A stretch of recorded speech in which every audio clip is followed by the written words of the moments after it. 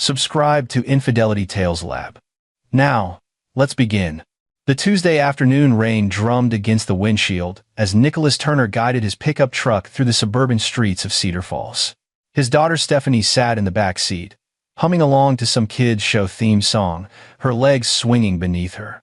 At 8 years old, she still had that innocence that made Nick's chest tighten with protective instinct every time he looked at her. "Dad, can we stop for ice cream?" Stephanie asked, her voice bright. "Not today, sweetheart. We're running late for Grandpa Roy's." Nick glanced in the rearview mirror and caught his daughter's face falling slightly. Roy Weeks, his father-in-law, had been insisting on these weekly visits ever since Nick's wife Kendra had died 2 years ago in a car accident. The old man claimed he wanted to stay connected to his only grandchild, and Nick had understood. Grief did strange things to people. But lately, something felt off. Nick couldn't put his finger on it at first. Small things.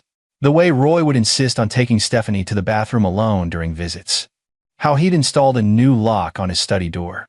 The camera equipment that seemed to multiply each time Nick visited the sprawling house on Oakmont Drive.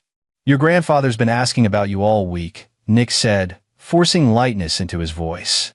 "I know," Stephanie replied, and something in her tone made Nick's hands tighten on the steering wheel. The Turner family hadn't always been fractured. Nick had met Kendra McCarthy at a community college art class 7 years ago. She'd been sketching the still life with such intense focus that she hadn't noticed him staring. When she finally looked up, her smile had been like sunlight breaking through clouds. They'd married within a year, and Stephanie had arrived 14 months later. Nick worked as a forensic accountant for a mid-sized firm downtown. The kind of job that people found boring at parties until he explained he'd helped bring down a corrupt city councilman and exposed a multi-million-dollar Ponzi scheme.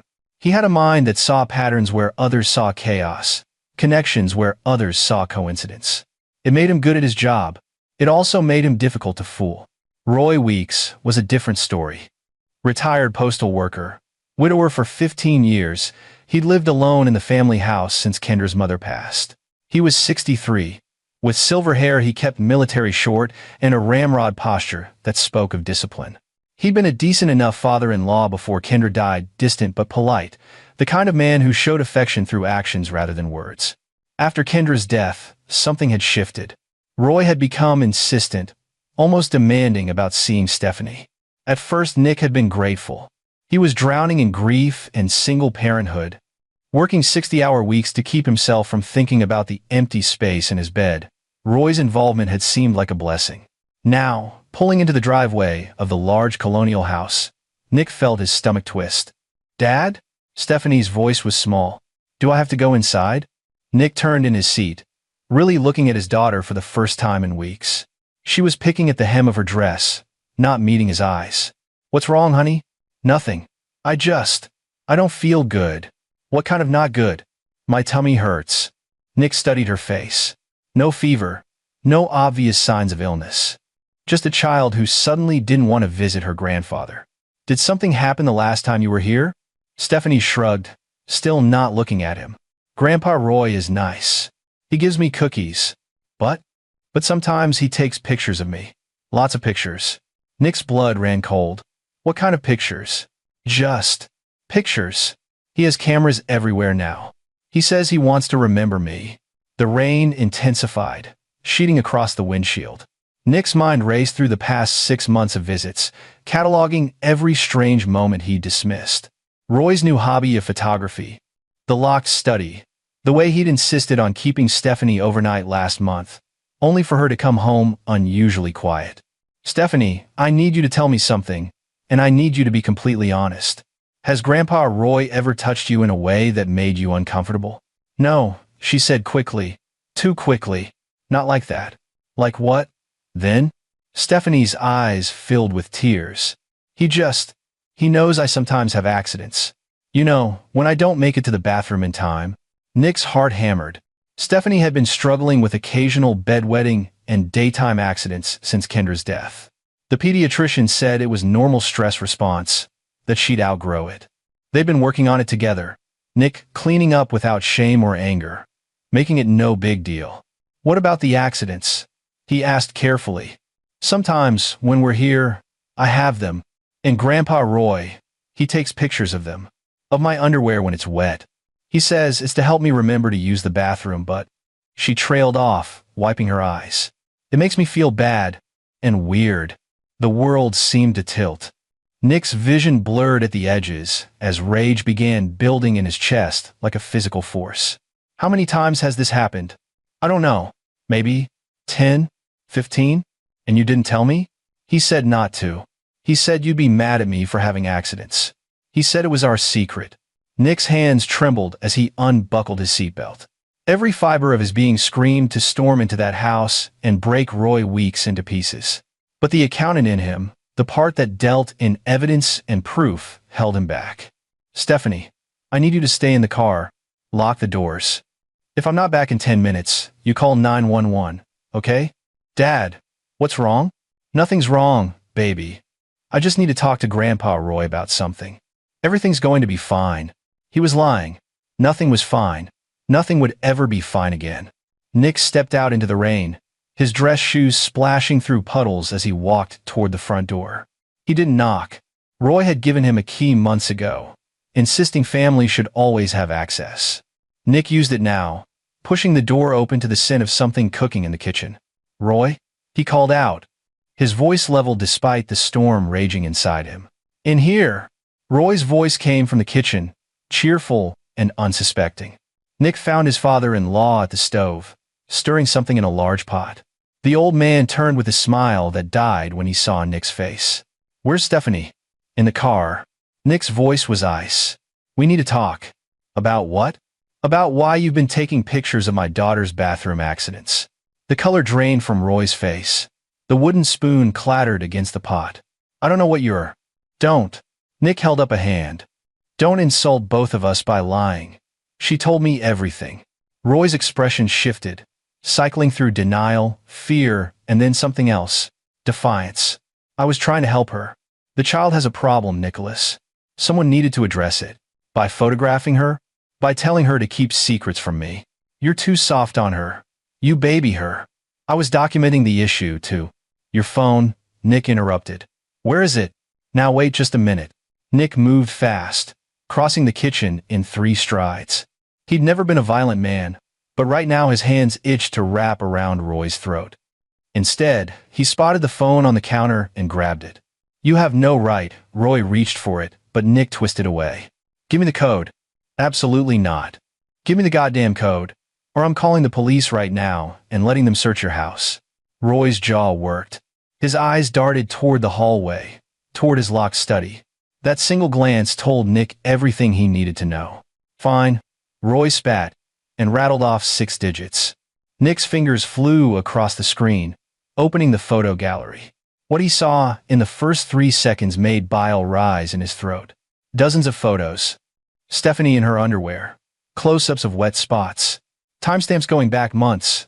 Some labeled with notes 3:47 p.m. accident. After juice box. Didn't make it again. But there was more. Screenshots of online forums.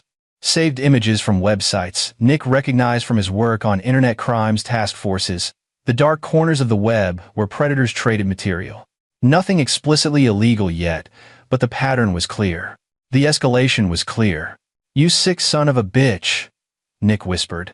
Roy lunged for the phone. Nick sidestepped, and his free hand came up almost on instinct, connecting with Roy's jaw in a sharp right cross that sent the older man stumbling backward into the counter. You have no idea what you've done, Roy snarled, touching his split lip. She's my granddaughter too. I have rights. You have nothing. Nick's voice shook. You're done.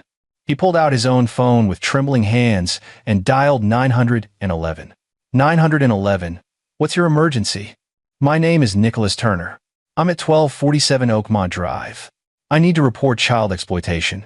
I've found evidence that my father-in-law has been taking inappropriate photographs of my 8-year-old daughter. Roy's face went from red to white. You're making a mistake. I can explain. The police can hear your explanation, Nick said coldly. The next 72 hours passed in a nightmarish blur. 2 patrol officers arrived within minutes, followed by Detective Viola Gillespie from the Special Victims Unit. She was a woman in her 40s with sharp eyes and a no-nonsense demeanor that Nick immediately appreciated. Roy had tried to play the misunderstood grandfather, but the photos on his phone told a different story. The officers seized his computer, his cameras, his external hard drives. They took Stephanie to be interviewed by specialists trained in child forensics. Nick sat in the waiting room of the police station, his hands clasped between his knees, trying not to imagine what his daughter was going through. When Stephanie emerged 2 hours later, she looked exhausted. The interviewer, a kind-faced woman named Gail Hutchinson, assured Nick that Stephanie had been brave and truthful. "Your daughter is safe," Gail said quietly. "And from what we can tell, the abuse didn't escalate to physical contact. That doesn't make it less serious, but it means we caught this early." "What happens now?" Nick asked. "Detective Gillespie will explain." Viola Gillespie met them in her office, a cramped space that smelled of coffee and stress. She gestured for Nick to sit, while Stephanie colored at a small table in the corner. "Mr. Turner, I'm going to be straight with you. What we found on Roy Weeks's phone is disturbing, but it's in a legal gray area." Nick's stomach dropped. "What do you mean gray area?" "The photographs are inappropriate. Absolutely. But they don't meet the legal definition of child pornography in this state. Your daughter was clothed in all the images. There's no nudity, no sexual posing. He was documenting her bathroom accidents. Collecting them. He had screenshots from, I know what he had. And those screenshots aren't illegal either. Not unless they depict actual illegal content, which these didn't. They were just searches, forum posts, discussions." Viola's expression was grim. "Look, I've been doing this for 16 years. I know a predator when I see one. Roy Weeks was grooming your daughter, building towards something worse. But what we have right now won't get us a conviction on felony charges." "So he walks?" "I didn't say that. We're pursuing charges of child endangerment and invasion of privacy. They're misdemeanors, but there's something. With a good prosecutor and the right judge, we might get him 6 months. Maybe a year, plus mandatory registration as a sex offender." 6 months. Nick's voice cracked. He was planning to use saw what he was researching. He was building a collection. "This was just the beginning. I know. And that's why I need you to trust me when I say we're going to make the strongest case possible. But you need to prepare yourself for the possibility that the system won't give you the justice you want." Nick drove home in silence, Stephanie asleep in the back seat. When he carried her inside and tucked her into bed, she stirred slightly. "Dad." "Yeah, baby? Am I in trouble?" "No. God, no. You did nothing wrong. None of this is your fault." "Is Grandpa Roy in trouble?" "Yes. He is." "Good." She rolled over, clutching her stuffed rabbit. "I didn't like going there anymore." Nick sat on the edge of her bed until her breathing evened out, then he went downstairs and poured himself 3 fingers of whiskey. He drank it standing at the kitchen sink, staring out at the dark backyard. 6 months. Maybe, if they were lucky. And then what? Roy would be out, registered but free. Free to move, to change his name eventually, to find new victims. The thought made Nick sick. He pulled out his phone and started researching. Sex offender laws, registry requirements, recidivism rates. The more he read, the angrier he became. The system was designed to fail, full of loopholes and technicalities and second chances for people who didn't deserve them. By 3 in the morning, Nick had made a decision. If the law couldn't protect Stephanie, couldn't protect other potential victims, then he would have to do it himself. He began with Roy's financials. As a forensic accountant, Nick had access to databases and tools most people didn't. He started pulling records, looking for patterns, anything he could use. What he found was interesting. Roy Weeks lived comfortably on his postal pension, but there were regular payments to offshore accounts. Small amounts, $200 here, $500 there, all through cryptocurrency exchanges. Nick traced them back through 3 shell companies to a server in Eastern Europe. He knew what that meant. Roy wasn't just collecting photos of Stephanie. He was paying for content, trading it. Part of a network. Nick's hands trembled as he documented everything, creating encrypted backups, building a file that went far beyond what the police had seized. He worked through the night, following digital breadcrumbs that Roy had thought were hidden. By dawn, Nick had enough evidence to prove Roy Weeks was involved in an international child exploitation network. He had transaction records, encrypted chat logs he'd managed to access through a security vulnerability. Forum posts under usernames that linked back to Roy's IP address. But he didn't take it to the police. Not yet. Because Nick Turner had learned something important in his years as a forensic accountant. The difference between justice and revenge was often just a matter of timing and presentation. The police would take this evidence and bungle it, lose it in bureaucracy, let some technicality set Roy free. Nick needed to be smarter than that. He needed to destroy Roy Weeks so completely that there would be no comeback, no second chances, no walking away with a slap on the wrist. The arraignment happened on a gray Monday morning. Roy Weeks appeared before Judge Constance Rush with his attorney, a slick defense lawyer named Anthony Yu, who specialized in making problems disappear for people with money. Nick sat in the gallery, watching his father-in-law stand before the bench in an orange jumpsuit. Roy looked smaller somehow, diminished. But when his eyes found Nick's, there was no remorse, just cold calculation. "Your Honor, Anthony," Yu began. "My client is a grieving grandfather who made an error in judgment. There was no criminal intent here. Mr. Weeks was documenting a medical issue with his granddaughter to help her father address it. By taking photographs, without the father's knowledge or consent, Judge Rush cut in, and telling the child to keep secrets. A misunderstanding blown out of proportion by an overreacting parent." Nick's hands balled into fists. He watched Yu spin his narrative, painting Roy as a concerned family member and Nick as hysterical, overly protective. The bail was set at $50,000. Roy posted it within an hour. Outside the courthouse, Detective Gillespie caught up with Nick. "I know that was hard to watch," she said. "He's already got his story straight. He's going to claim he was trying to help. The evidence tells a different story." "Does it?" "Because from where I'm sitting, he's already painting himself as the victim." Viola was quiet for a moment. "Mr. Turner, I need you to promise me something. I need you to let us handle this. I've seen families take matters into their own hands before. It never ends well." Nick met her eyes. "I'm not going to do anything illegal, Detective." It wasn't technically a lie. What Nick had planned existed in a gray area. Just like Roy's crimes, sometimes the law needed help. Over the next 3 weeks, Nick became a ghost.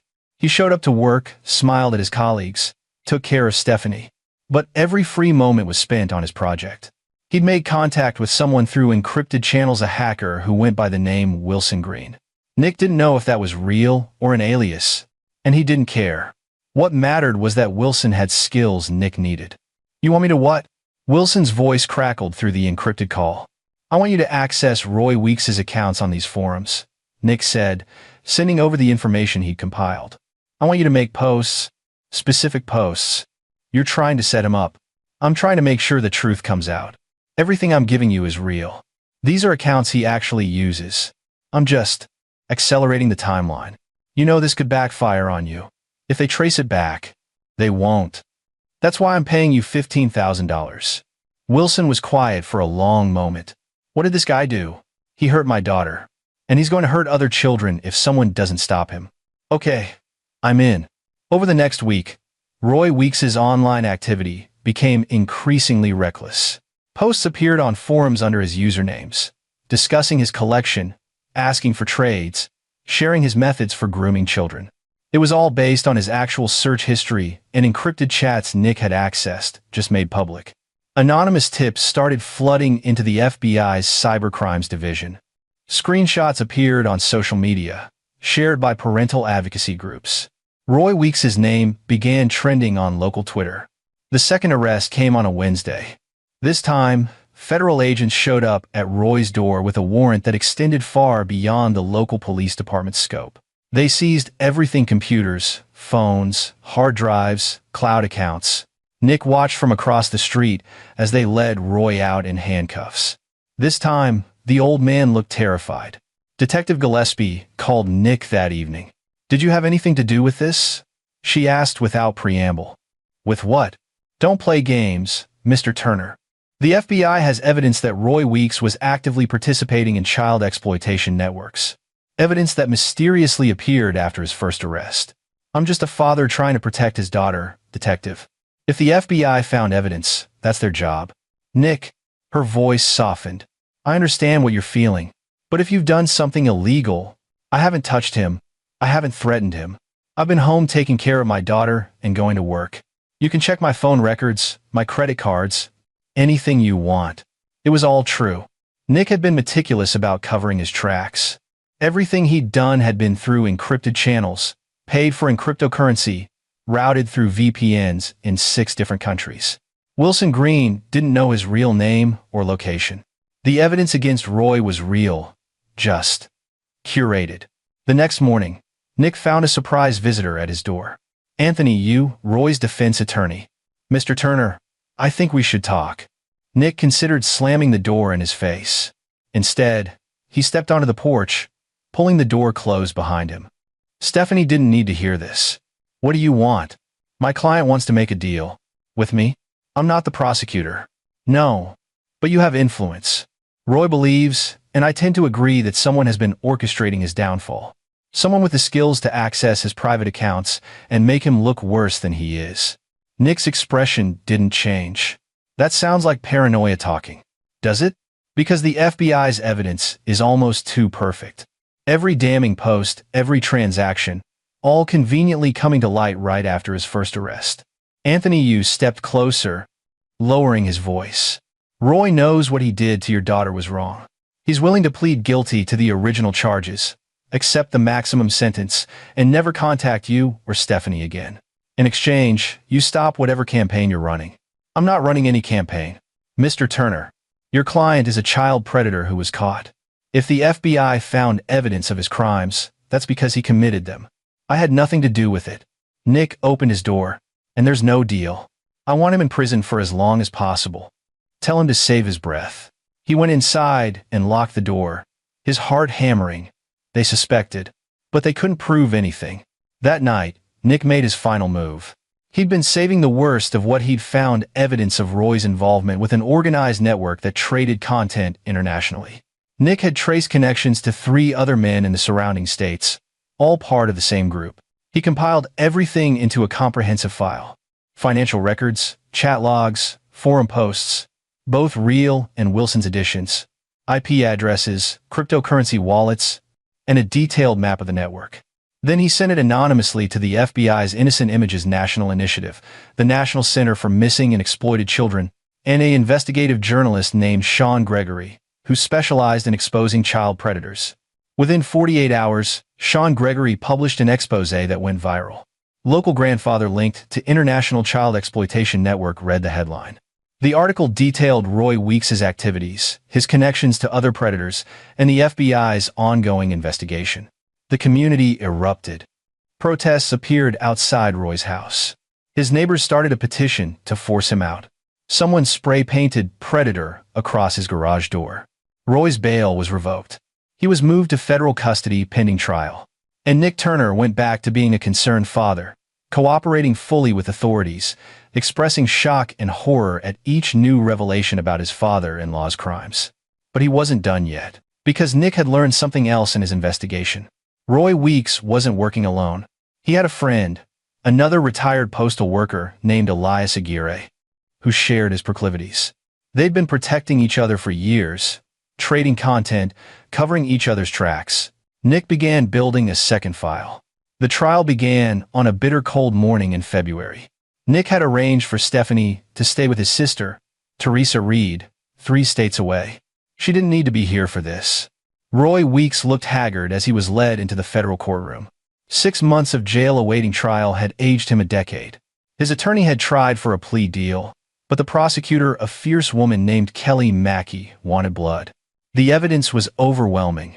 Financial records showing thousands of dollars in payments to dark websites, forum posts discussing his activities, the photographs of Stephanie that had started it all, testimony from digital forensics experts about his deleted files and encrypted communications. Anthony Yu tried his best, arguing entrapment, suggesting someone had framed his client, questioning the chain of custody on certain pieces of evidence. But the jury wasn't buying it. Nick sat through every day of the trial, watching his father-in-law's life unravel thread by thread. He felt no satisfaction, no triumph, just a cold, hard certainty that this was necessary. On the 7th day, Detective Gillespie slid into the seat beside him during a recess. "We arrested Elias Aguirre this morning," she said quietly. Nick's heart rate spiked, but he kept his face neutral. Roy's friend? Turns out they were more than friends. Partners in crime. We found evidence on Roy's seized computers, communications. Between them, shared files.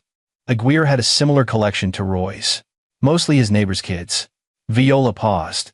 Funny thing though, the tip that led us to look deeper at Aguirre came from an anonymous source. Very detailed, very thorough.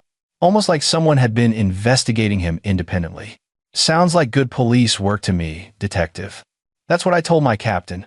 She stood to leave, then turned back. Mr. Turner? I don't know what you did or didn't do, but between you and me, some monsters deserve whatever happens to them. The verdict came back after 4 hours of deliberation. Guilty on all counts. Roy Weeks was sentenced to 18 years in federal prison. With his age and health, it was effectively a life sentence. Nick watched the bailiffs lead him away. Roy's eyes found his one last time, and there was understanding there. He knew Nick had orchestrated this. He knew, but he could never prove it. 2 weeks later, Nick received a call from an unknown number. Mr. Turner, this is Philip Downs. I'm an investigator with the FBI's Crimes Against Children Division. Nick's blood ran cold. Yes, I wanted to thank you personally. The information you provided anonymously, of course, led to the arrest of 7 individuals across 4 states. We've identified 12 victims who are now safe. It's some of the most comprehensive investigative work we've seen from a civilian source. I'm not sure what you're talking about. Of course you're not. There was amusement in Downs's voice. Let me be clear, Mr. Turner. If someone had, hypothetically, accessed private accounts without authorization or manipulated online evidence, that would be illegal. We'd have to investigate. Nick said nothing. But, Downs continued, since all the evidence we received was accurate and verifiable, and since it led to the arrest of dangerous predators, we're not particularly interested in looking too closely at the source. Do you understand what I'm saying? I think so. Good. Take care of your daughter, Mr. Turner. You're a good father. The line went dead.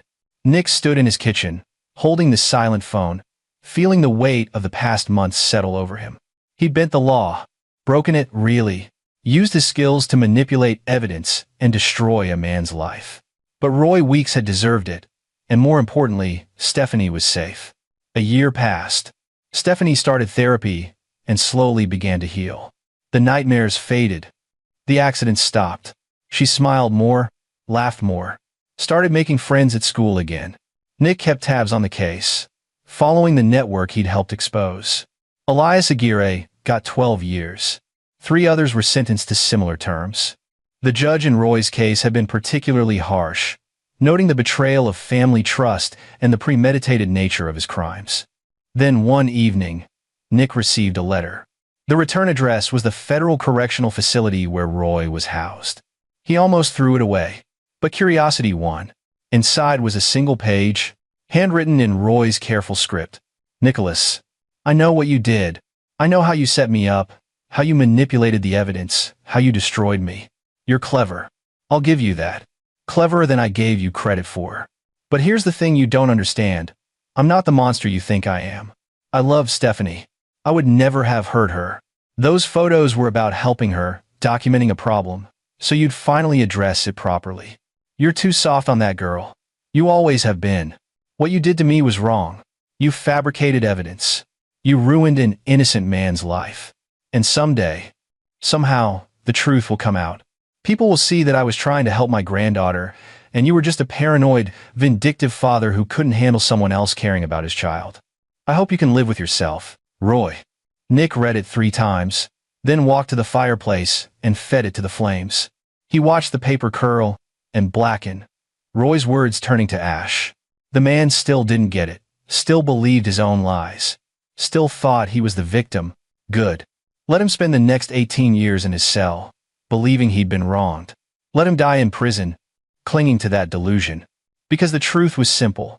Nick Turner had protected his daughter. He'd stopped a predator. He'd dismantled a network. And if he'd had to become something darker to do it, if he'd had to compromise his own ethics and break laws he'd once respected, that was a price he was willing to pay. Stephanie came downstairs then, holding her backpack. Dad, can you help me with my math homework? Of course, sweetheart. She settled at the kitchen table, pulling out worksheets covered in multiplication problems. Nick sat beside her, patient and encouraging, helping her work through each equation. This was what mattered. Not Roy, not the trial, not the legal and moral lines he'd crossed. Just this. A little girl doing homework at the kitchen table, safe in her own home, with a father who would burn the world down before he let anyone hurt her again. 3 months later, Nick received a final call from Detective Gillespie. "Thought you'd want to know," she said. "Roy Weeks was attacked in prison yesterday. Inmates found out what he was in for. He's in the hospital with a broken jaw and 3 cracked ribs." Nick felt nothing. Will he survive? Yeah. Unfortunately for him. You said, unfortunately. I said what I said. Viola sighed. Look, Turner, I've been doing this job long enough to know that sometimes the system works and sometimes it doesn't. And sometimes people like you have to step in and make sure justice gets done. Off the record, I'm glad you did what you did. Those kids are safe because of you. I didn't do anything except protect my daughter. Sure, keep telling yourself that. Her voice softened. How is Stephanie? She's good, really good. She made the soccer team. Started taking piano lessons. She's going to be okay. That's all that matters then. After they hung up, Nick went to check on Stephanie. She was in her room, practicing scales on her keyboard, her tongue sticking out in concentration the way Kendra's used to. She looked up when she saw him in the doorway and smiled. Want to hear what I learned today? Always. She played a simple melody, hitting most of the notes correctly, beaming with pride when she finished. That was beautiful, Nick said, and meant it. Mrs. Holloway says, I'm a natural. I bet you are. He sat on the edge of her bed while she continued practicing, watching his daughter reclaim her childhood piece by piece. The shadows Roy Weeks had cast over her life were fading, replaced by music and laughter and dreams about the future. Nick had won. He protected his daughter, destroyed a monster, and exposed a network of predators. He'd done it by becoming something he never thought he could be, someone willing to operate in the gray, to bend rules, to fight dirty. But looking at Stephanie now, humming along to her music, he knew he'd do it all again in a heartbeat. Some battles couldn't be won by playing fair. Some monsters needed to be fought with their own weapons. And Nicholas Turner had proven he was more than capable of becoming the monster that monsters feared. Roy Weeks would spend the rest of his life in a cage, branded a predator, facing the violence and hatred of his fellow inmates every single day. His name was ruined, his legacy destroyed, his crimes exposed for the world to see. Meanwhile, Nick would continue being a father, going to soccer games and piano recitals, helping with homework, building a life for his daughter that was safe and full of possibility. That was the real victory. Not the trial, not the sentence, not the revenge. Just a little girl growing up happy and safe, unaware of the lengths her father had gone to protect her. And that was worth everything. There you have it. Another story comes to an end. What did you think? I'd love to hear your thoughts in the comments below. If you enjoy this story, consider joining our community by subscribing. It means the world to us. For more stories like this one, check out the recommended videos on screen. And I'll see you there. To our amazing viewers at Infidelity Tales Lab, welcome and thank you. Your presence makes these stories worth sharing. We'd love to hear, which part of the world are you joining us from? Let us know. Now, let's dive into today's story. Chapter 1, The Architect. Maxwell Riggs Donovan wasn't a man who believed in second chances. As one of Boston's most respected structural engineers, he built his reputation on precision, foresight, and an uncompromising demand for excellence. Buildings didn't get second chances. They either stood or they fell. People were no different in Riggs' worldview. On the crisp autumn morning when he received his daughter Serena's wedding invitation, Riggs was finalizing plans for the Horizon Tower, his most ambitious project to date. The 50-story masterpiece would redefine the city's skyline and cement his legacy as a visionary in his field. Congratulations, boss, said Damon Wells, Riggs' project manager and the closest thing he had to a friend. Your little girl's getting married. Bet you've got a hell of a father of the bride speech planned. Riggs' weathered face creased slightly at the corners of his mouth. Been working on it for 29 years. Though he seldom spoke of his personal life at work, Riggs had always maintained a special bond with Serena. When his son Tyler had followed in his mother Vanessa's footsteps, pursuing a career in real estate development rather than engineering, Riggs had been disappointed. But Serena had inherited his analytical mind and determination. She'd become a brilliant architect, and while they often clashed professionally, their mutual respect ran deep. That evening, Riggs arrived home to the sprawling colonial home in Brookline he'd designed himself 15 years earlier. Vanessa greeted him with a glass of bourbon, her emerald dress hugging curves that still caught his eye after 32 years of marriage. "We need to talk about the wedding," she said, her voice carrying that particular tone he'd come to recognize as trouble. "What about it?" Riggs took a slow sip, savoring the burn. "Serena wants everything perfect." Vanessa fidgeted with her pearl necklace, his anniversary gift from 3 years ago. "There's been some discussion about the reception speeches." "Discussion?" Riggs set his glass down harder than necessary. "About my speech?" Vanessa's hesitation told him everything. "She's worried you'll be too critical. You know how you can be, Riggs. Professional. Cole, professional is what paid for that necklace." Riggs replied evenly. "And I've been writing this speech since she was born." The wedding planner suggested limiting speeches to lighten the program. Tyler's toast, the maid of honor, and the best man. That's it. Riggs saw the lie in her eyes. Vanessa had never been good at deception. Something deeper was happening, but he simply nodded. "I see." That night, as Vanessa slept beside him, Riggs checked her phone. The password hadn't changed since Serena's birth year. What he found confirmed his suspicions. Dozens of messages between Vanessa and Bradford Coleman, a real estate tycoon who had been circling Riggs' professional life for years.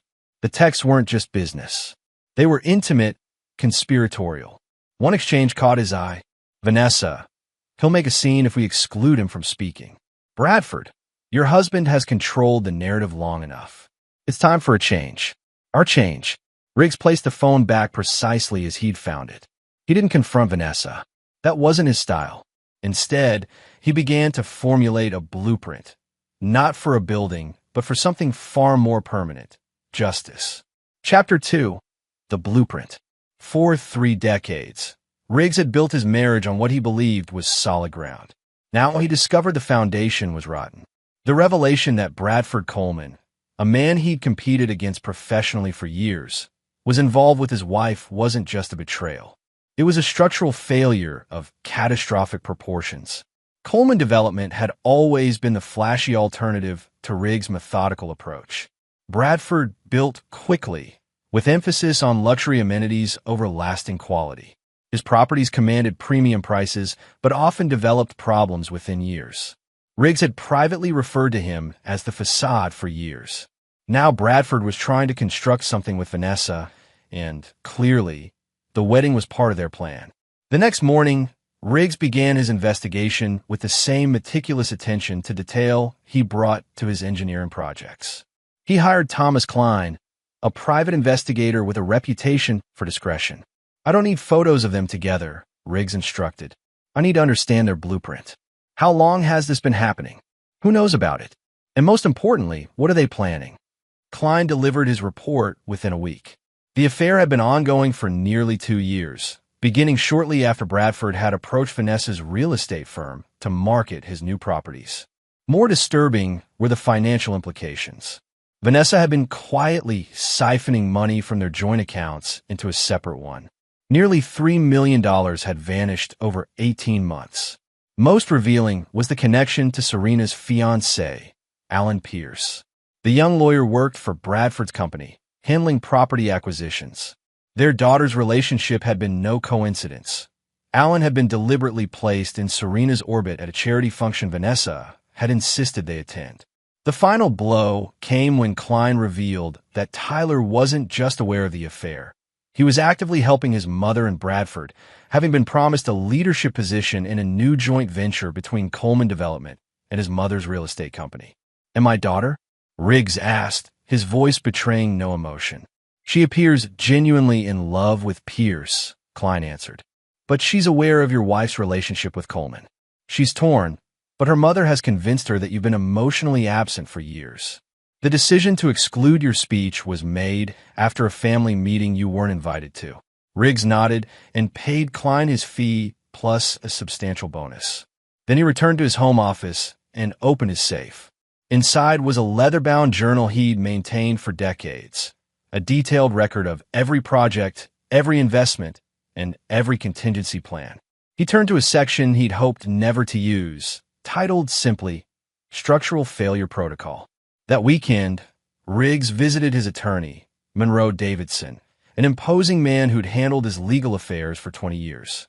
"I need everything ready but nothing filed," Riggs explained. "When I give the signal, I want it all to happen simultaneously." Davidson studied the documents Riggs had prepared. "This is comprehensive. Nuclear even. Are you certain? When a structure is compromised beyond repair, controlled demolition is the only responsible option," Riggs replied. "Your wife's family has influence," Davidson warned. "The Sullivans won't take this lying down. Let them stand up, then they can fall with the rest." As Riggs left the attorney's office, his phone chimed with a text from Vanessa. "Family dinner tonight. We need to discuss the wedding seating arrangements." Riggs texted back, looking forward to it. That evening, he sat at his dining table surrounded by traitors, smiling and discussing trivial wedding details while the weight of his knowledge pressed down like a collapsing beam. Tyler boasted about a new development project. Serena avoided his eyes. Vanessa touched his hand occasionally, a performance for their children. "Dad," Serena finally said, "about the reception speeches." "Your mother mentioned it," Riggs replied calmly. "I understand." The relief on their faces disgusted him. "Really?" Tyler couldn't hide his surprise. "Of course." Riggs smiled. "It's Serena's day. Everything should be exactly as she wants." Later, as he worked in his study, Serena knocked tentatively on the door. "Dad, are you really okay with not giving a speech?" Riggs looked at his daughter, her dark hair and analytical eyes so like his own. For a moment, he considered warning her, saving her from what was coming. But he recognized the calculation behind her concern. She wasn't worried about his feelings. She was ensuring the plan would proceed smoothly. "I've always taught you that adaptation is essential in design," he said. "Sometimes the original blueprint has to change." She hugged him, misinterpreting his words as acceptance. Over her shoulder, Riggs saw Vanessa watching from the hallway, a smile of victory on her lips. That night, he made the first revisions to his own blueprint. Chapter 3. Groundwork. The 8 weeks before Serena's wedding passed in a carefully orchestrated performance. Riggs played the role of the supportive but slightly distant father, exactly as they expected. He attended tuxedo fittings, nodded approvingly at flower arrangements, and wrote a check for $175,000 to the Vermont Mountain Resort where the ceremony would take place. "That's considerably more than we discussed," Vanessa remarked when she saw the amount. "Nothing but the best for Serena," Riggs replied. "Besides, I'm not giving a speech. Consider it compensation." Behind this facade of acceptance, Riggs was laying his groundwork. He made 3 key moves. First, he invited Bradford Coleman to his office under the pretense of discussing a potential collaboration. The man arrived with the confident swagger of someone who believed he'd already won. "Riggs, didn't expect to receive your call. Thought you preferred working solo." "Times change," Riggs replied, offering his rival expensive scotch. "We're about to be connected through my daughter and your employee. Seems wise to establish a relationship." Bradford's relief was palpable. He clearly believed Riggs remained ignorant of the affair. "I've always admired your structural precision, even if I find your designs a bit conservative." Conservative builds last centuries. Flashy builds make headlines. They discussed a fictitious joint venture, with Riggs suggesting a significant investment in Coleman's newest development. Bradford left with a handshake and a promise of future discussions, completely unaware that Riggs had recorded every word and sent copies to several of Bradford's investors who had been questioning recent financial discrepancies. Second, Riggs transferred the majority of his liquid assets, nearly $30 million, into accounts that Vanessa couldn't access, protected by a complex legal structure Davidson had established. Third, and most crucial, he visited Clayton Foster, owner of the Vermont resort where Serena's wedding would take place. "The check I provided has a condition," Riggs explained, sliding a document across Foster's desk. "Payment will be released in 2 installments. Half now, half immediately after the reception begins, provided these instructions are followed precisely."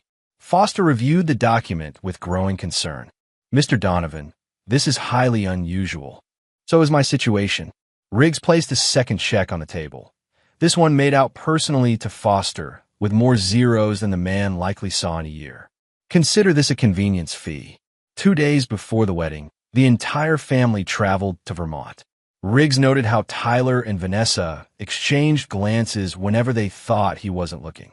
He observed how Alan Pierce, Serena's fiancé, deferred subtly to Bradford Coleman, who had arrived with his entourage and taken a suite near the bridal party. That night, as the rehearsal dinner concluded, Vanessa finally revealed what he'd been waiting for. "Riggs, we need to talk," she said, drawing him away from the gathering. In a quiet corner of the resort's terrace, with mountains looming in the darkness beyond, she delivered the blow they'd been planning for months. "We've all decided you shouldn't speak at the reception," she announced, her eyes showing not guilt but determination. "No one wants to hear from you. Your speeches always make people uncomfortable. Serena wants her day to be perfect." For a moment, he let genuine pain show on his face, not because of their decision, but because of the calculated cruelty behind it. This public humiliation had been designed as the first step in a larger plan. Then he nodded and said simply, "Understood." His apparent acceptance seemed to unnerve Vanessa more than any argument would have. "You're not upset? It's Serena's day," he repeated, the phrase becoming his shield. Later that night, he canceled one check, the second payment to the resort, with a single phone call. "Mr. Foster? Riggs Donovan. Implement the contingency plan we discussed. The second payment won't be coming." As he ended the call, he noticed Bradford watching him from across the lobby. Riggs raised his glass in a silent toast. Tomorrow, the demolition would begin. Chapter 4. Structural Collapse. The wedding morning dawned with perfect clarity over the Vermont mountains. Riggs stood on his suite's balcony, overlooking the manicured grounds where white chairs were arranged in precise rows. Workers were putting final touches on a floral arch where Serena would soon exchange vows with a man who was part of the conspiracy against him. At precisely 9:30 a.m., his phone chimed with an incoming message. It was from Davidson, all documents filed as instructed. Sequence initiated. Riggs replied with a single word, "Proceed." He dressed meticulously in his custom-tailored tuxedo, adjusting his cufflinks, platinum, engraved with his initials, a gift from Serena on his 50th birthday. The irony wasn't lost on him. The ceremony proceeded flawlessly. Riggs walked Serena down the aisle, her arm trembling slightly on his. Whether from excitement or guilt, he couldn't tell. He played his part perfectly, answering her "mother and I do" when asked who gives this woman in marriage. He even managed to shake Alan's hand with convincing warmth before taking his seat beside Vanessa. "You're being very mature about all this," she whispered as the vows began. "I've had time to reflect on what matters," he replied. The reception began at 3 p.m. in the resort's grand ballroom. 200 guests sipped champagne and admired the extravagant decorations. Riggs noted with professional appreciation the structural elegance of the space. Exposed beams arching overhead, floor-to-ceiling windows showcasing the mountain vista. Tyler gave his toast first, raising a glass to his sister with practiced charm. "To Serena and Alan, may your foundation be strong." The architectural metaphor made Riggs smile thinly. His son had always been derivative. The maid of honor followed, then the best man. Riggs sat quietly, nodding at appropriate moments. Vanessa repeatedly squeezed his hand in apparent gratitude for his composure. At 4:47 p.m., exactly as the dessert course was being served, Clayton Foster entered the ballroom with 2 members of his staff. He approached the head table and whispered something to the wedding planner, whose face immediately drained of color. Serena noticed the commotion. "What's happening?" Within minutes, the whispers had spread throughout the room. Bradford Coleman rose from his table and approached Foster, his expression darkening as they conversed. Then Serena's phone began to ring. And ring again. She checked the screen with growing alarm. Dad? The resort manager says there's a problem with the payment. They're saying the check was canceled. All eyes turned to Riggs, who calmly sipped his champagne. Dad! The panic in Serena's voice was real now. Did you cancel the payment? Riggs set down his glass. I did. The silence that fell over the nearby tables was absolute. Why would you do that? Vanessa hissed, her composure cracking. Structural integrity, Riggs replied. When a foundation is compromised, everything built upon it eventually collapses. Foster approached their table. Mr. Donovan, we need to discuss this immediately. The resort requires full payment, or I'm afraid the reception cannot continue. Serena's face flushed with embarrassment and anger. Dad, fix this. Now. I'm afraid I can't do that, Riggs said, rising to his feet. He addressed not just his daughter, but the entire stunned gathering. I won't be giving a speech today. No one wants to hear from me, after all. But actions have always spoken louder than words. He turned to Foster. I believe our agreement included a second option. Foster nodded uncomfortably. Yes, sir. If the guests wish to continue the reception, individual payment arrangements will need to be made immediately. Otherwise, we'll need to close the bar and end food service. The murmurs of shock rippled through the crowd. Bradford Coleman stepped forward, his businessman's instincts taking over. I'll cover it, whatever the balance is. Foster shook his head. I'm afraid the remaining balance is substantial, Mr. Coleman. And Mr. Donovan left specific instructions that no payment from you or Mrs. Donovan would be accepted. As the chaos unfolded, Riggs walked calmly toward the exit. Serena rushed after him, grabbing his arm. Why are you ruining my wedding? Riggs looked into his daughter's eyes. Ask your mother about Bradford Coleman. Ask your fiancé who really got him his position. Ask your brother about the real estate venture they've been planning. The color drained from Serena's face. What are you talking about? The truth, Riggs replied. Something in short supply in this family lately. His phone rang, Serena's number, though she stood right before him. He showed her the screen, then declined the call. That will be the first of 34 calls you'll make to me today. I won't answer any of them. As he walked away, Bradford reached him. Donovan, you can't do this. We can work something out. We already have, Riggs replied, handing him an envelope. My attorney filed these papers an hour ago. I thought you might want a preview. Bradford opened the envelope, his expression shifting from confusion to shock as he scanned the documents. These allegations are baseless. You'll never prove. I've spent my career ensuring structures don't fail. Riggs cut him off. When they do, I document exactly why. I've documented everything, Bradford. Everything. As Riggs walked out of the ballroom, Vanessa caught up to him in the lobby. Whatever you think you know. 2 years, 3 months, and 16 days, Riggs interrupted. That's how long your affair with Bradford has been going on. That's how long you've been planning to leave me once you'd secured enough of my assets. That's how long you've been poisoning our children against me. Vanessa's facade finally cracked. You've always been cold, Riggs. Calculating. Bradford makes me feel alive. Feel alive with him, then. But you'll do it without the life I built. He left her standing in the lobby, her carefully applied makeup streaking with tears of rage, not remorse. As he drove away from the resort, his phone lit up repeatedly with incoming calls from Serena, Tyler, and Vanessa. By evening, the news would reach them all. Divorce papers filed citing adultery, financial malfeasance exposed, company partnerships dissolved, and trusts revoked. The demolition had begun. Chapter 5. Controlled demolition. The media explosion hit by morning. Riggs had spent the night in a small inn 50 miles from the resort, watching as his meticulous plan unfolded through news alerts and frantic messages from family and business associates alike. Coleman Development stocks plummet amid fraud allegations. Donovan divorce rocks Boston elite. Wedding day revelation. Riggs had expected the public attention. In fact, he'd carefully engineered it. What he hadn't anticipated was the call from Lillian Sullivan, Vanessa's mother. At 82, the Sullivan family matriarch rarely involved herself in family disputes. You've made quite a spectacle, she said when Riggs answered. Her voice carried the crisp authority that had intimidated Boston society for decades. I didn't start this, Lillian. No, but you've certainly escalated it. The Sullivans have endured worse scandals than this. This isn't about scandal, Riggs replied. It's about consequences. There was a long pause before Lillian spoke again. Vanessa made a terrible mistake, but destroying our entire family in response seems excessive, even for a man of your precision. Your daughter didn't make a mistake.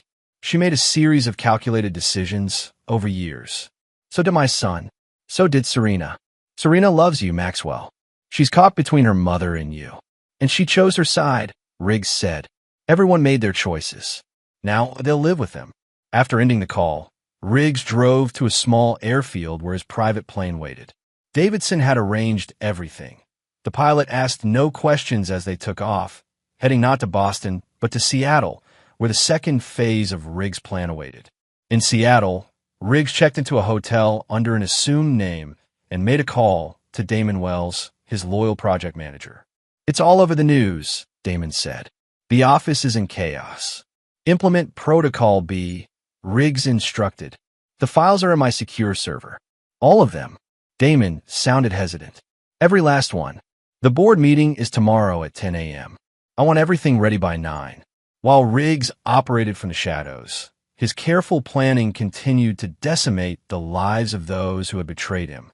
The Coleman Development fraud investigation, triggered by evidence Riggs had compiled and anonymously submitted to regulatory authorities, expanded to include Vanessa's real estate firm. Tyler, who had assumed he would simply transition to working with Bradford, found himself named as a person of interest in the investigation. Alan Pierce, Serena's new husband, was placed on administrative leave from his law firm pending an ethics inquiry after documents revealed he had deliberately pursued Serena as part of Bradford's strategy to gain leverage over Riggs. Serena herself was perhaps the least culpable, but not innocent. Messages Riggs had accessed showed she had known about her mother's affair for months. While initially disapproving, she had eventually been persuaded that her father's emotional distance justified her mother's actions. The wedding reception had ended in humiliation, with guests forced to pay for their own meals and drinks or leave. Several society photographers had captured the chaos, and the images now circulated widely online. On the third day after the wedding, Riggs finally answered a call from Serena. "How could you do this to me?" she demanded, her voice raw from crying. "I didn't do this to you," Riggs replied calmly. "I merely responded to what was done to me. By ruining my wedding? By destroying Mom's business? By getting Alan suspended? By revealing the truth. Something you could have done months ago when you first learned about your mother and Bradford." The silence on the line confirmed what he already knew. "You knew," he continued. "You let me walk you down the aisle knowing what they had planned. I thought you'd be better off eventually. Mom said you were never really happy, that you just went through the motions. And that justified betrayal." Serena began to cry. "Dad, please. We can fix this. Come home. Home no longer exists, Serena. And no, this can't be fixed." As he ended the call, his phone immediately lit up with a message from Davidson. "Phase 3 ready on your command." Riggs typed back, "Execute." That evening, Vanessa Donovan received notice that all accounts connected to her had been frozen due to suspected financial improprieties. The $3 million she had diverted was now inaccessible, locked in legal proceedings that would take years to resolve. Bradford Coleman, facing investor panic and regulatory scrutiny, called an emergency press conference to deny any wrongdoing. The evidence Riggs had compiled, recordings, financial records, and intercepted communications, was delivered anonymously to every major news outlet in Boston minutes before Bradford took the podium. In Seattle, Riggs watched the implosion on television, the same way he sometimes watched controlled demolitions of obsolete structures, with professional detachment and a certain grim satisfaction in the precision of it all. Chapter 6: Aftershocks. 1 week after Serena's wedding, Riggs returned to Boston, not to his home in Brookline, but to the penthouse suite of the Horizon Hotel, one of his earliest successful projects. From this vantage point, he could see the construction site of the Horizon Tower, his legacy project, steel beams rising against the skyline. His return did not go unnoticed. Boston's elite, who had been rocked by the scandal, began taking sides. Some saw Riggs as a wronged husband who had responded with justified ruthlessness. Others considered his public demolition of his family's reputation unnecessarily cruel. Lillian Sullivan, ever the strategic matriarch, invited him to her Beacon Hill mansion. Though tempted to decline, Riggs recognized the invitation for what it was, not an attempt at reconciliation, but at damage control. The Sullivan mansion remained unchanged since his first visit there 3 decades earlier. Old money preserved in amber. Lillian received him in her study, an imposing room lined with portraits of Sullivan patriarchs dating back to colonial Boston. "You've made your point," she said without preamble, pouring him a measure of brandy from a crystal decanter. "Now it's time to contain the damage." "I disagree," Riggs replied. "The damage has only begun." Lillian's carefully maintained composure flickered. "What more could you possibly want? Bradford's company is collapsing. Vanessa is effectively bankrupt. Tyler's reputation is in tatters. Serena's marriage is already showing strain. You've won, Maxwell. This isn't about winning, Lillian. It's about justice." "Justice?" She almost laughed. "This is vengeance, pure and simple. Call what you want. But it's not complete."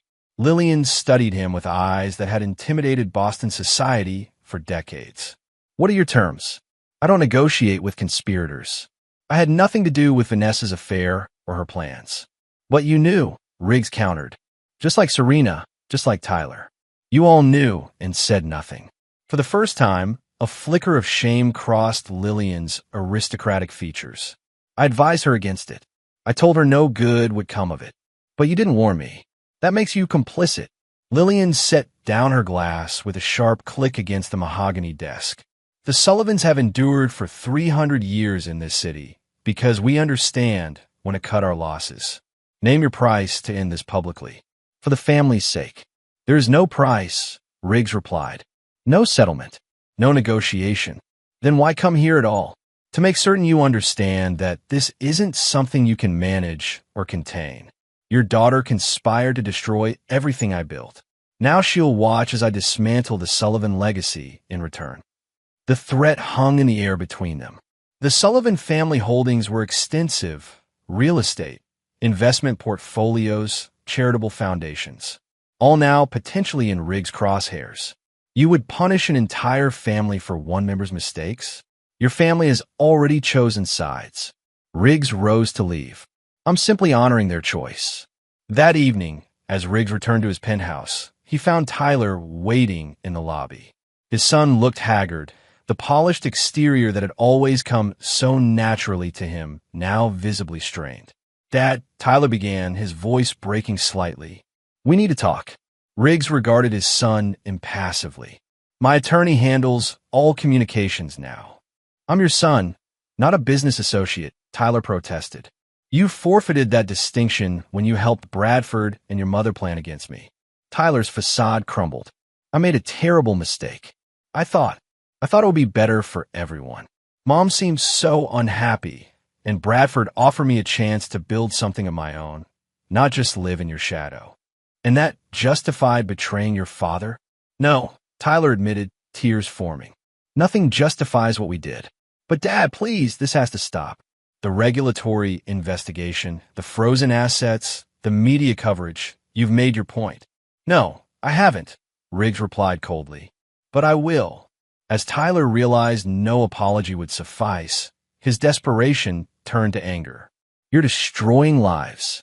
Not just Mom's or Bradford's, but Serena's too. My career is ruined before it even started." "Actions have consequences," Riggs said simply. "I taught you that from childhood. You chose your actions. Now you'll face the consequences." Riggs stepped around his son and entered the elevator. As the doors closed between them, he saw something shift in Tyler's expression. The final death of hope, replaced by the dawning realization that his father's vengeance would be absolute and uncompromising. Late that night, Riggs received a call from Monroe Davidson. Bradford Coleman tried to leave the country, the attorney informed him. The FBI intercepted him at Logan Airport based on the evidence we provided. "And Vanessa? She's attempting to access emergency funds from the Sullivan family trusts. So far, unsuccessfully. Maintain surveillance. Riggs instructed. Phase 4 begins tomorrow. As he ended the call, Riggs walked to the window of his penthouse and gazed out at the city he had helped build, structure by structure. In the distance, spotlights illuminated the rising frame of the Horizon Tower, his masterpiece, designed to stand for centuries. Unlike his marriage, unlike his family, those structures had been built on false foundations, and no engineer could salvage a building once the foundation had failed. Tomorrow would bring the next calculated step in his response. Not revenge. Revenge was emotional, impulsive. This was something else entirely, a precisely engineered collapse. And like all of Riggs' projects, it would be executed with flawless precision. Chapter 7. Cornerstone Removal. Day 14 of Riggs' plan dawned with a series of coordinated actions that sent shockwaves through Boston's business and social circles. First, Donovan Engineering announced a corporate restructuring that effectively removed any project connected to either Coleman Development or Sullivan family interests. Dozens of buildings across the city suddenly lost their structural oversight, a devastating blow in an industry where relationships and reliability were paramount. Second, the Sullivan Family Foundation, the cornerstone of the family's philanthropic image, received notice that their headquarters building, which Riggs had designed and maintained at a token fee for decades, would require immediate and extensive structural reassessment at market rates. Third, and most personally devastating to Vanessa, the children's hospital wing named for her late father, which had been built largely through Riggs' connections and contributions, quietly removed the Sullivan name from its facade overnight.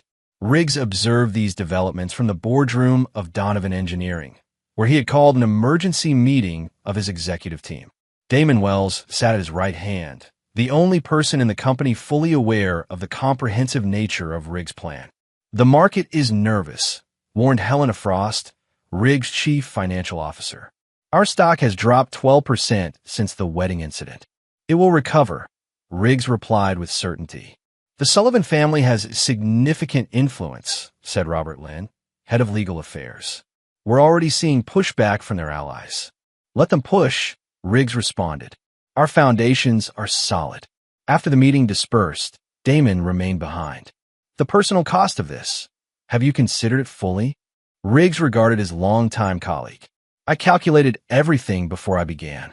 Even losing Serena? She's the one who stands to lose the most here, and she's the one who is always most like you. For a brief moment, something vulnerable flickered across Riggs' face. She made her choice, Damon. They all did. That afternoon, the expected meeting request came from an unexpected source. Not Vanessa, not Bradford, not even Lillian Sullivan, but from Alan Pierce, Serena's new husband. Riggs accepted the meeting, curious what approach the young lawyer would take.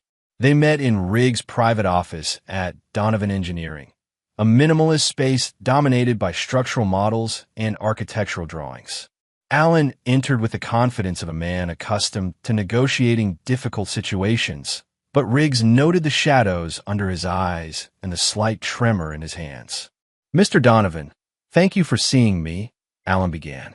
I think we've had a serious misunderstanding. No misunderstanding, Riggs corrected calmly. I understand perfectly that you pursued my daughter at Bradford Coleman's direction, with the explicit purpose of gaining access to my family and business. Alan's professional facade cracked slightly. It wasn't that simple. Yes, I was initially introduced to Serena because of my connection to Coleman Development. But what happened between us was real. Is real. Real enough that you concealed your employer's affair with my wife. Real enough that you participated in excluding me from speaking in my own daughter's wedding. I was caught in an impossible situation, Alan protested. I love Serena. I didn't want to hurt her by revealing her mother's actions. Riggs leaned forward. Then you should have walked away. Instead, you became complicit. I'm here to make things right, Alan said desperately. Serena is devastated. Her career is suffering by association. She had the least involvement in any of this, yet she's paying the heaviest price. That's where you're wrong, Riggs replied. I'm paying the heaviest price. I lost my wife, my children, and my trust in one coordinated betrayal. What will it take to end this? Alan asked finally. Not for me. Not for Vanessa or Bradford. For Serena. Riggs studied the young man for a long moment. There is one possibility. Hope flickered in Alan's eyes. Anything. Divorce my daughter. Walk away completely. Return every gift, every advantage you gained through this marriage. Admit publicly that your relationship began as part of Bradford Coleman's strategy against me. The color drained from Alan's face. You can't be serious. That would destroy Serena. No more than her participation destroyed me. Riggs interrupted. Those are my terms. The only ones I'll offer. She loves me, Alan said quietly. And I love her. Then you've both learned a valuable lesson about the cost of betrayal. Love built on deception isn't love at all.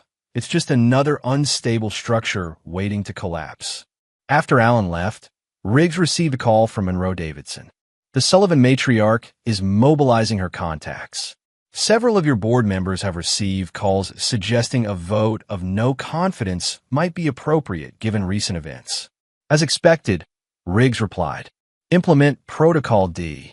That evening, every member of the Donovan Engineering Board received an encrypted file containing detailed evidence of their own past indiscretions.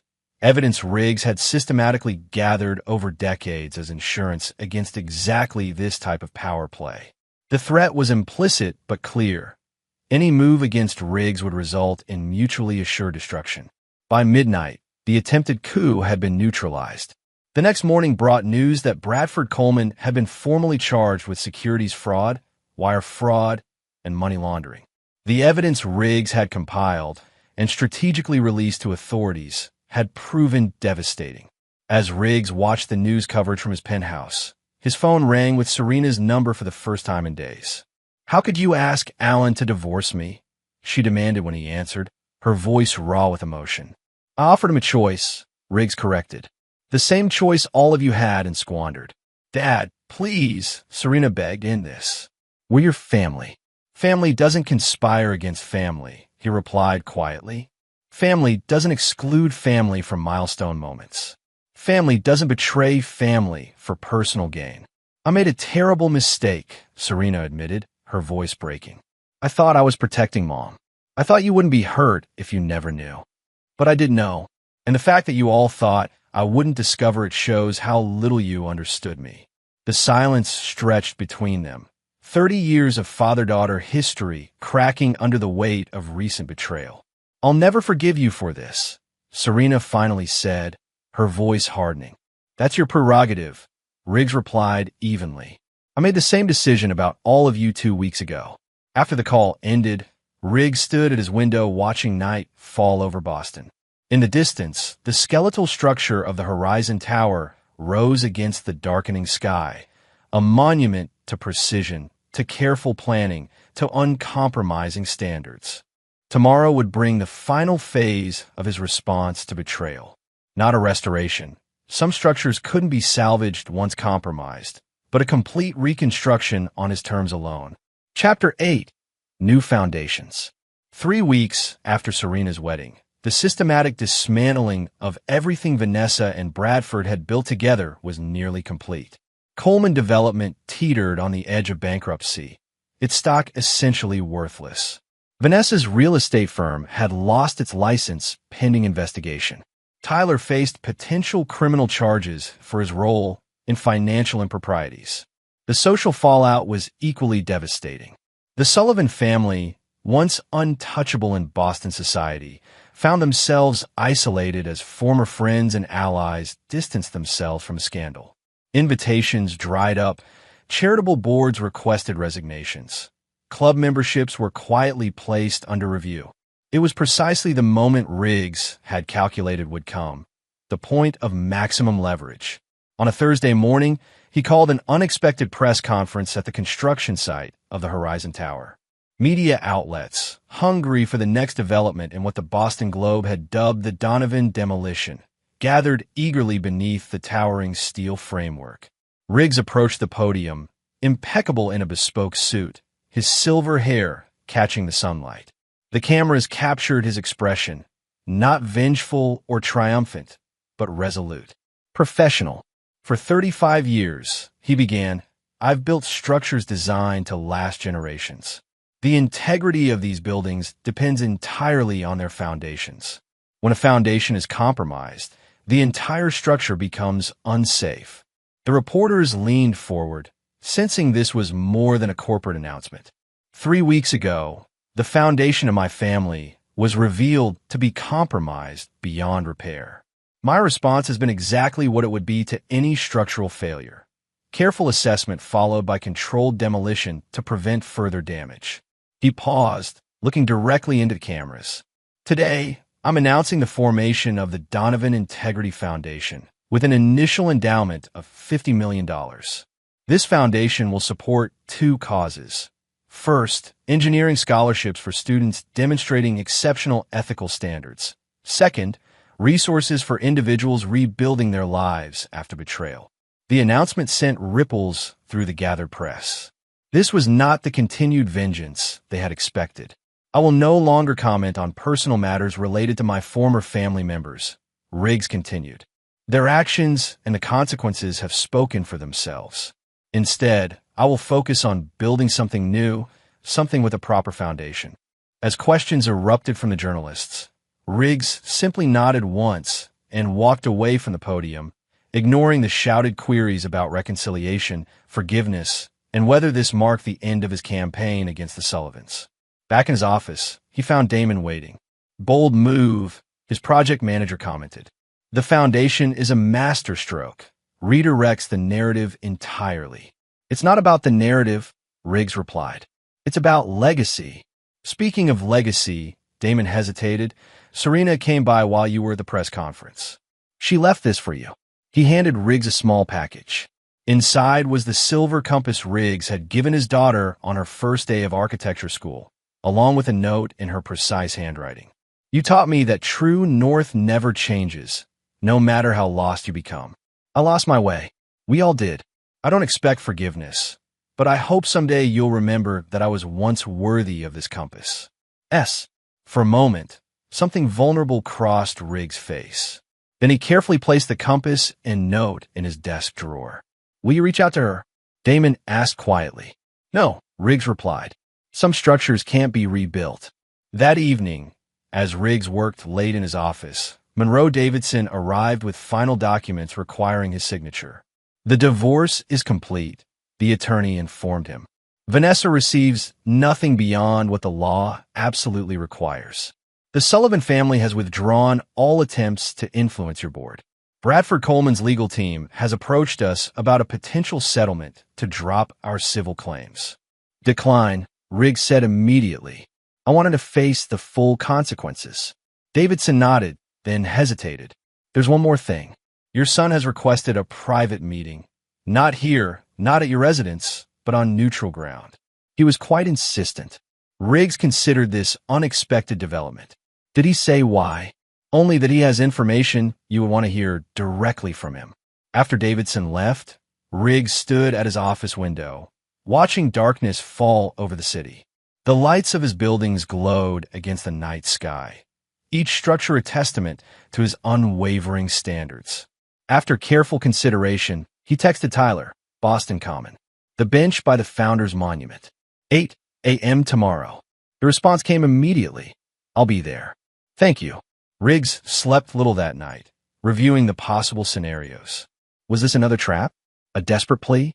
A genuine attempt at atonement? By morning, he had prepared for every possibility.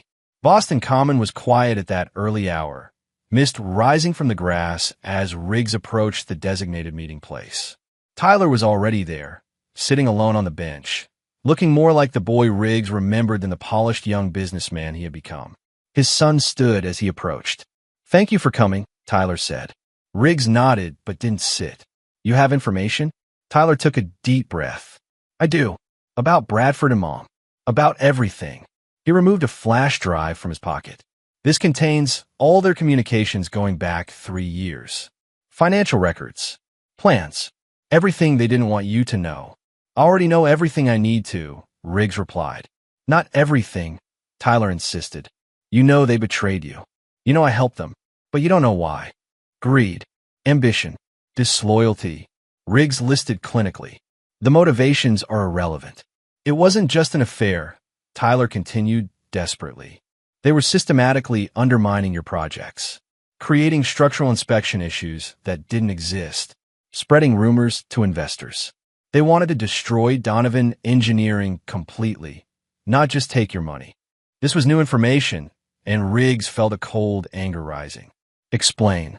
Bradford believed you had deliberately sabotaged his West Side Tower project 15 years ago, the one that had to be extensively redesigned after structural issues were discovered. I reported legitimate structural concerns, Riggs said firmly. The building would have been unsafe. I know that now, Tyler admitted. But Bradford convinced Mom that you had engineered the whole thing to humiliate him, that you'd been deliberately targeting his projects for years. Their relationship began as revenge against you, and it evolved into a plan to systematically dismantle everything you'd built. Riggs took this in silently, the pieces rearranging themselves in his mind. And you believe this? Tyler looked down. I wanted to believe I was protecting your legacy, not destroying it. Bradford convinced me that you had made powerful enemies who were going to bring you down. That this way, at least the family would survive with some assets intact. Why tell me this now? Because I was wrong, Tyler said simply. Because watching you these past weeks, your precision, your resolve, reminded me who you really are. Not the monster Bradford painted, but the father who taught me that integrity isn't negotiable. Riggs studied his son's face for any sign of deception and found only exhaustion and regret. This changes nothing, Riggs finally said. The betrayal remains the same, regardless of motivation. I know, Tyler replied. I don't expect forgiveness. But you deserve the truth, and I couldn't live with myself knowing I'd let their lies stand unchallenged. As Tyler turned to leave, Riggs spoke again. The structural issues in Coleman's Tower 15 years ago, they weren't my opinion. They were fact. The building would have collapsed within a decade. I believe you, Tyler said quietly. I should have all along. Riggs watched his son walk away, the flash drive heavy in his hand. He had what he needed now, the final piece of the puzzle, the underlying cause of the structural failure that had destroyed his family. It changed nothing, and yet, as he walked back through the morning mist, Riggs felt something shift within him. Not forgiveness, never that, but perhaps a certain completion. The blueprint of betrayal was now fully revealed. His response would remain exactly as planned. Precise. Comprehensive. Final. Chapter 9. Immovable Structure. 1 year after Serena's wedding, the Boston skyline had been permanently altered, both literally and figuratively.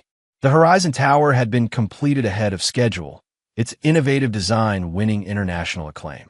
Donovan Engineering had not only recovered from the scandal, but had emerged stronger, with a reputation for uncompromising integrity that attracted premium clients worldwide. In contrast, the remnants of Bradford Coleman's empire had been sold off piece by piece in bankruptcy proceedings. The man himself was serving the first year of a 12-year sentence for financial crimes, his meteoric rise and catastrophic fall already the subject of a best-selling business expose. Vanessa had retreated to a modest apartment in Providence, Rhode Island, as far from Boston society as she could manage while remaining in New England.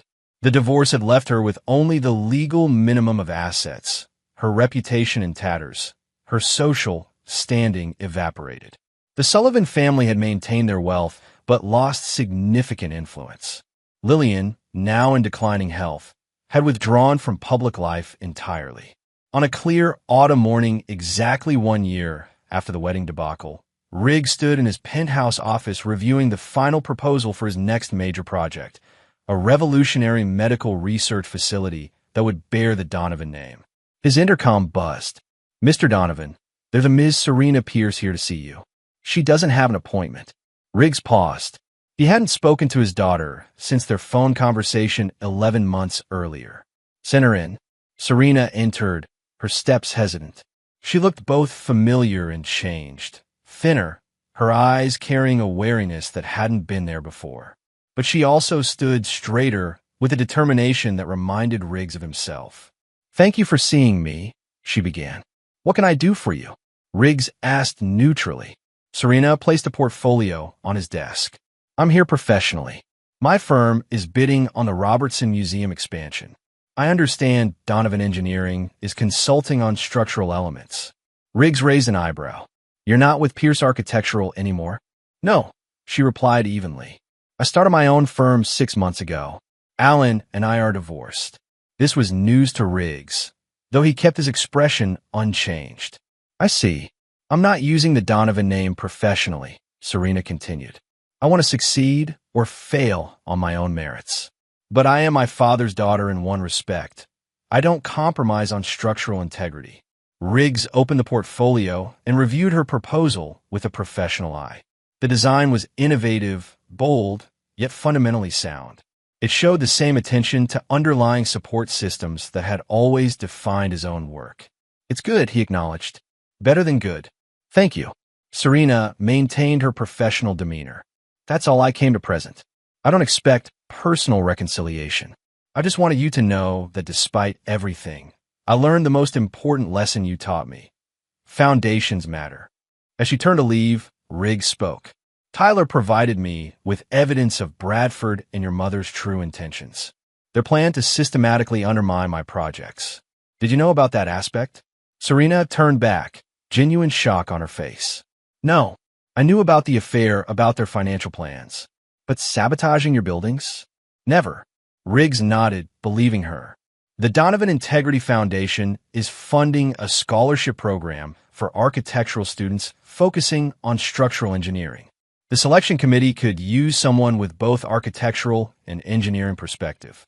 It wasn't forgiveness.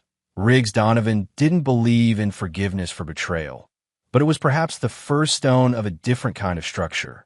I'd be honored to serve on the committee, Serena replied carefully. Professionally speaking. Professionally, Riggs agreed. The personal remains as it is. After Serena left, Damon entered the office. Was that my daughter's architectural proposal? Riggs cut him off. Quite impressive. Structurally sound. Damon nodded, understanding the subtext. Any others? Any contact? Vanessa attempted to reach me through her attorney last month. Something about reconsidering the financial settlement. I declined. Tyler has accepted a position in Seattle with a development firm unconnected to either Coleman or Sullivan interests. We've had no direct contact since his revelation in the park. And you're satisfied with this outcome? Damon asked carefully. Riggs turned to the window, gazing out at the city where his buildings stood as testaments to his uncompromising standards. The horizon tower dominated the skyline, its silhouette distinctive and unmistakable. Unlike the family he had lost, these structures would endure for generations. Satisfaction isn't relevant, he replied finally. Identified a structural failure, implemented the appropriate response, and rebuilt what could be salvaged. The rest was unsalvageable. Some might call that cold, Damon observed. Some might call it precise, Riggs countered. I can work with Serena professionally.